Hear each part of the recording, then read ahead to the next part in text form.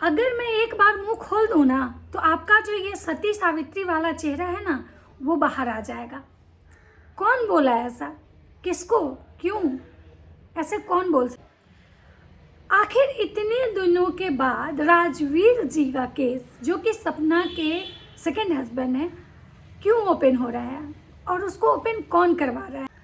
सपना इतने दिनों से क्यों चुप थी और उसको क्यों परेशान किया जा रहा था? हेलो दोस्तों, नमस्कार। कैसे हैं आप लोग? उम्मीद कर रही हूँ आप लोग बहुत अच्छे होंगे, स्वस्थ होंगे, मस्त होंगे और अपने काम में व्यस्त होंगे।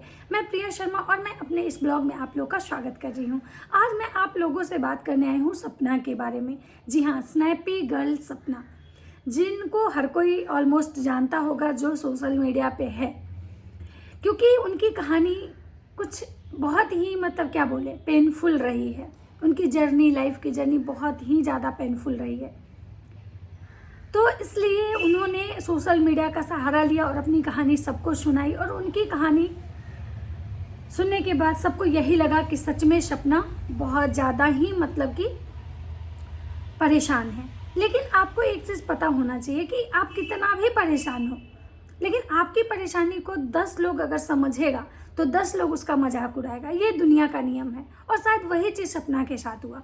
सपना के जब सेकंड हस्बैंड एक्सपायर हुए, उसके बाद सपना सोशल मीडिया पे आई। सपना ने उससे रिलेटेड बहुत सारी बातें ऐसे की जिसको लेके कुछ लोग तो बहुत ज़्यादा लोग सपना को सपोर्ट किए।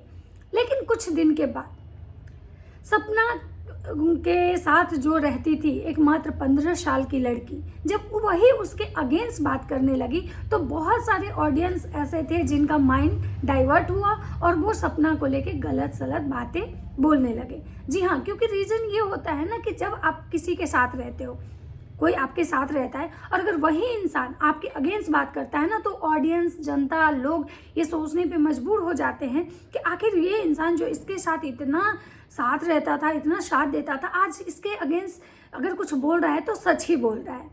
जो कि ऐसा होता नहीं है, क्योंकि कभी कभी क्या होता है ना कि हम अपनी चीज़ों को, अपने भड़ास निकालने के लिए किसी को बदनाम करते हैं। और शायद वही चीज़ सपना के साथ हुआ, क्योंकि अंशु जब तक सपना के साथ थी तब तक तो अंशु सपना के अगेंस्ट कुछ भी खराब नहीं बोलती थी। इवन यही बोलती थी कि भाभी मैं आपके लिए हर वो चीज़ करूँगी जिससे आपके लिए अच्छा हो। मैं आपके बच्चों के लिए हमेशा खड़ी हूँ। मैं आपके लिए अपने फूफा फूफा से झगड़ा कर ली। लेकिन पता नहीं फिर अचानक ऐसा क्या हुआ जो कि अंशु अपना जो ये था वो बदल दी। और फिर आता है सपना के लाइफ में एक सेकंड टर्म, जब पब्लिक से उसको हेट मिलना स्टार्ट होता है। जब अंशु बहुत सारी चीज़ें आके सोशल मीडिया पे बनाई। जब द रोड चैनल उन लोग का एक चैनल था, जो जब डिलीट हुआ तो सपना के ससुर उसको पुलिस कंप्लेन करने साइबर क्राइम में गए। उनका कहना था कि ये चैनल सपना ने डिलीट करवाया। सपना का कहना था कि ससुराल वालों ने करवाया और इसके लिए उन्होंने पुलिस कंप्लेन की।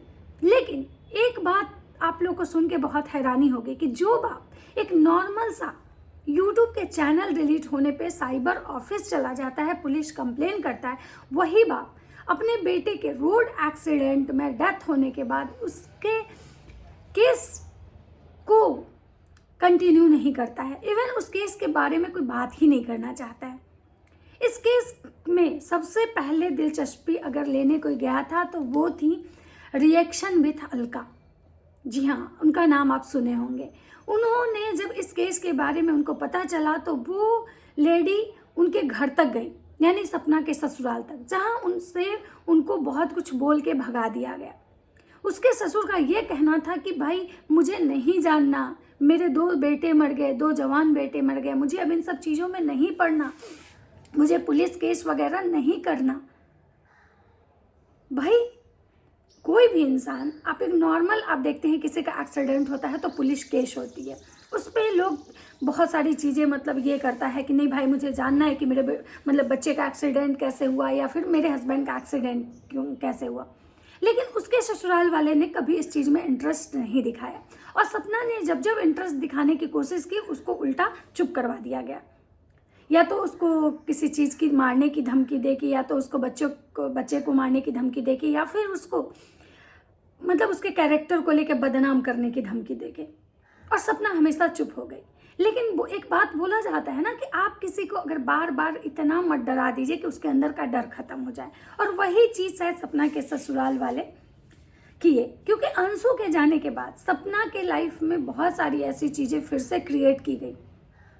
कुछ अंशु ने क्रिएट की, कुछ अंशु के परिवार वाले ने क्रिएट की, और कुछ सपना के पड़ोसियों ने क्रिएट की। सपना के बारे में कि सपना शुरू से ही मतलब बच्चलन थी। वो जब उसके पहले हस्बैंड सूरज जी जब मरे थे उसके बाद से ही वो राजवीर से पहले से ही प्यार करती थी। वो बार बार बेहोश होने का नाटक करती थी। वो राजवीर के बर्थडे में उसको अंगूठी गिफ्ट की थी। या बहुत सारा मतलब ब्ला ब्ला ब्ला बहुत सारे एलिगेशन सपना पे लगाए थे उसके पड़ोसी ने। जो उसी पे सपना ने जब रिएक्ट किया कि भाई मेरे पड़ोसी होते कौन हैं, ये होते कौन है मेरे बारे में एलिगेशन लगाने वाले, जो उसमें कि सपना बिल्कुल गलत नहीं है। अगर मान लीजिए किसी के सास ससुर एलिगेशन लगाते हैं तो चीज़ें कुछ हद तक समझ में आती है, लेकिन अगल बगल के लोग अगर इस टाइप का एलिगेशन उसमें भी वीडियो बना के लगाएं, ठीक है पीठ पीछे कोई बात कर सकता है, लेकिन अगर वीडियो बना के लगाएं तो ये चीज़ें बहुत बड़ी बात है।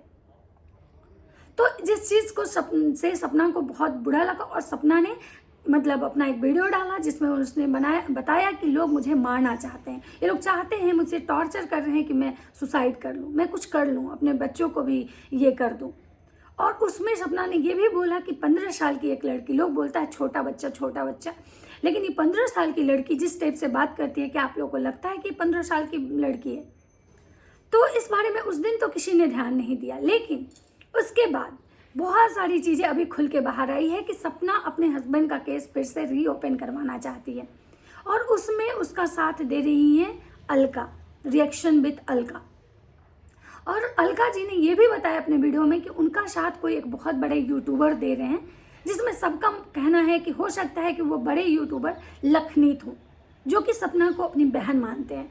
अभी ये चीज़ें क्लियर नहीं हुई है कि वो लखनीत ही हैं या कोई और यूट्यूबर, बट ये चीज़ें अलका जी ने कही है।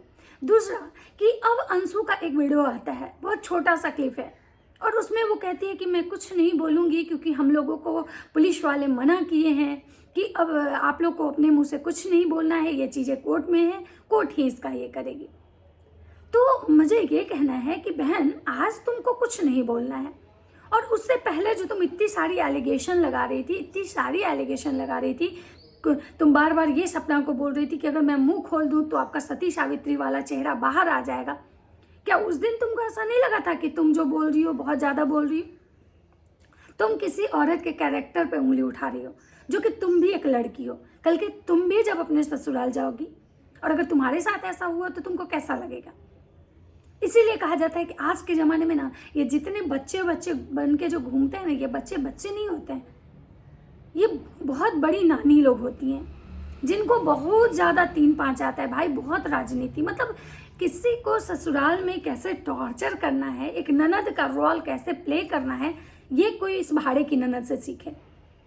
उसके बाद आता है बहुत सारी चीज़ें अब खुल के बाहर आ रही हैं। अब पता चलता है कि भाई सपना की जो ये ननद हैं, जितना भी चैनल था सबके आईडी पासवर्ड इन्हीं के पास थे, क्योंकि ये तो मास्टरमाइंड है भाई, इन्हीं के पास सारी चीज़ों का चैनल था। और ये भी एक बात खुल के आती है कि राजवीर जी का जो इंस्टाग्राम आईडी पासवर्ड था वो भी सपना के पास ही था, और राजवीर के मौत के मात्र 1 घंटे पहले या एक दिन पहले, मतलब कुछ मैं पूरा क्लियर नहीं हूँ, ऐसा ही कुछ मैंने मतलब वीडियो में सुना कि उनके इंस्टा आईडी पे एक पोस्ट आता है अलविदा का। तो एक बात बताइए, आखिर उस इंसान को कैसे पता था कि अब मैं मरने वाला हूँ, अब मेरा एक्सीडेंट होने वाला है? तो ये चीज़ें कहीं ना कहीं बहुत सारी चीज़ें हैं जो सस्पेंस क्रिएट करती है कि आखिर उसमें कैसे ये पोस्ट पहले ही कोई कैसे कर सकता है।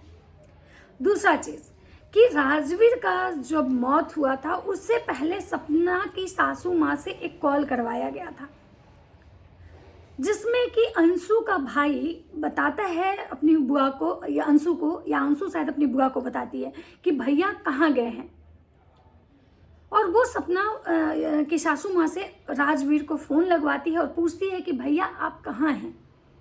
तो राजवीर शायद जवाब देते हैं, तो वो बोलती है कि भैया आप इस रूट से मत आइएगा, इस रूट में बिजली का तार कटा हुआ है, गिरा हुआ है, ये रूट अच्छा नहीं है, आप दूसरा वाला रूट लीजिएगा, जो कि रूट थोड़ा लंबा होगा मतलब, लेकिन आप उसी रूट से आइएगा। अब सब लोग का ये कहना है कि भाई एक बात बताइए, आखिर रूट क्यों चेंज करवाया गया, आखिर फ़ोन करके क्यों उस बंदे का रूट चेंज करवाया गया। और उसके बाद उस बंदे का एक्सीडेंट होता है, और ये चीज़ें सपना रिकॉर्ड करके रखी थी।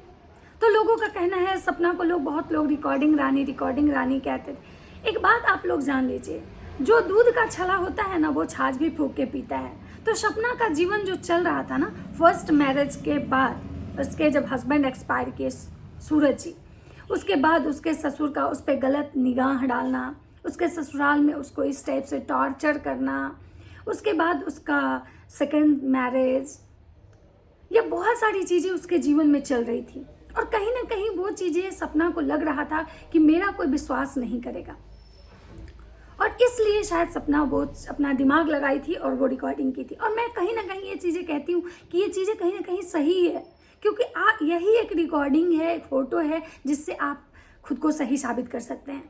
सपना ने बहुत सारे ऐसे अपने मतलब ये प्रूफ के तौर पे पोस्ट लगाए हैं जिसमें सपना को बहुत पीटा जाता था, जिसमें उनके इस बॉडी पे काले काले मतलब चोट के निशान हैं। तो आप सोच सकते हैं कि उस घर में उसको उतना टॉर्चर किया जा रहा था, उसके बाद भी अगर वहाँ पे थी तो उसको प्रूफ के तौर में अगर वो कुछ रिकॉर्डिंग वीडियोस रखी तो गलत क्या की। आज वही रिकॉर्डिंग वीडियो है जो उसको कहीं उसके केस में उसको न्याय दिलवाए। दूसरा चीज़, आज जो उसके अड़ोसी पड़ोसी हैं जो कि आते हैं उसके बारे में इतनी सारी गंदी गंदी एलिगेशन लगाते हैं। एक बात बताइए, आप कभी सुने हैं, पहला केस हम ऐसा सुने हैं जिसमें कि पड़ोसी इतना हक रखते हैं कि किसी के घर की बहू बेटी के बारे में सोशली वीडियो बना के पोस्ट करना।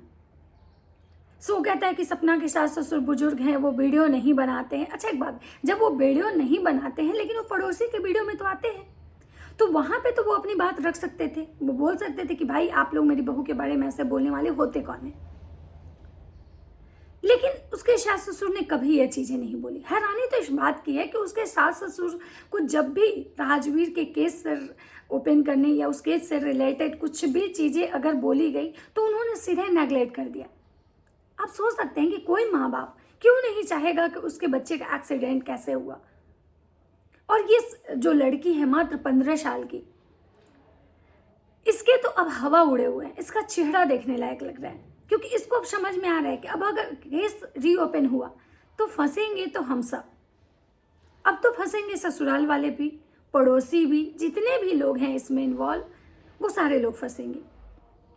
लेकिन मुझे एक चीज़ समझ में नहीं आ रहा कि इंसान पैसे के लिए, प्रॉपर्टी के लिए इतना गिरता है भाई। ये तो मैंने भी देखा है, मैंने भी अपने लाइफ में देखा है कि लोग पैसे और प्रॉपर्टी के लिए बहुत हद तक गिरते हैं, और जब गिरते हैं ना तो सबसे पहला वार जो है ना औरत के इज्जत पे करते हैं। और वही चीज़ शायद सपना के साथ हुआ। लेकिन हाँ एक बात है कि भगवान भी ना अति का अंत होना जब होता है ना, भगवान भी एक हद तक चीज़ों को बर्दाश्त करते हैं। जब एकदम बर्दाश्त से बाहर हो जाता है ना तो वो चीज़ों को ऐसे जगह पे ला के रख देते हैं और सामने वाले को इतना हिम्मत देते हैं ना कि अब मत डरो, हो गया, अब तुम्हारे पास खोने के लिए कुछ नहीं है। अब अगर सपना के पास ही है तो देखा जाए तो उसके पास खोने के लिए कुछ नहीं है। सपना ने अपना जितना भी प्रॉपर्टी, घर, मकान, ससुराल वाल सब कुछ छोड़ दिया। अब उसके पास क्या है, सिर्फ उसकी 2 बेटियां और उसका जीवन, जो कि अपना वो खुद कमा के, एक सोशल मीडिया से कमा के अपने बच्चों का पालन पोषण करे। लोग उसके पड़ोसी कहते हैं कि वो उसके ससुराल वाले सपना से डरते हैं। एक बात बताइए, जो ससुराल वाले अगर बहू से डरेंगे तो अब तक वो घर के बाहर होते और बहू उनके घर में होती। लेकिन यहाँ पे ऐसा कुछ नहीं है। लेकिन तब भी सपना के बारे में गलत र्यूमर फैलाया जा रहा है ताकि लोग, ऑडियंस सपना को गलत सोचे।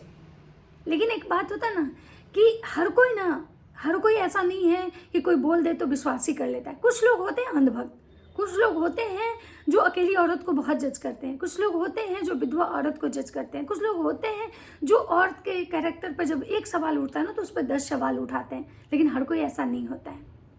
तो अब बहुत जल्द ही सपना के हस्बैंड राजवीर जी का केस ओपन होने वाला है और अब देखना ये होगा कि आगे क्या होता है। तो आप लोग वीडियो अच्छा लगे तो लाइक कीजिएगा, कमेंट कीजिएगा, चैनल पे नए हैं तो सब्सक्राइब कर दीजिएगा। मिलते हैं इसी तरह के कोई नेक्स्ट वीडियो के साथ। सबको राधे राधे।